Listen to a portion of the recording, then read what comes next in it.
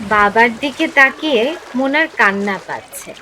একা একা দাঁড়িয়ে থাকা বাবাকে কি অসহায় দেখাচ্ছে।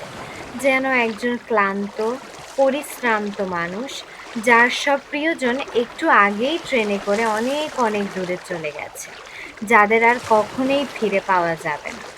মোনার মনে হচ্ছে তার বাবা কাঁদছেন। তিনি অল্পতেই কাঁদেন। মোনা যখন এসএসসি পরীক্ষা দিতে গেল, সেদিনও তিনি কাঁদলেন। চোখ মুছতে মুছতে বললেন, আহা, দেখতে দেখতে মেয়েটা এত বড় হয়ে গেল। আজ এসএসসি দিচ্ছে, দুদিন পরে বিয়ে দিতে হবে। যেদিন এসএসসির রেজাল্ট হলো সেদিনও কাঁদলেন। রুমাল চোখে চেপে ধরে গাঢ় স্বরে বললেন, আমি খুব খুশি হয়েছি মা, খুবই খুশি। সেকেন্ড ডিভিশন এমন খারাপ কিছু না। মেট্রিকে সেকেন্ড ডিভিশনও খুব টাফ।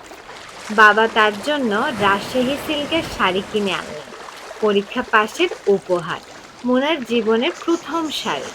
সারা জীবনে মোনা নিশ্চয়ই অনেক জামা কাপড় কিনবে, অনেক শাড়ি কিনবে, কিন্তু জীবনের প্রথম শাড়িটার কথা কখনো ভুলবে না। আচ্ছা, এই তথ্য কি বাবা জানেন?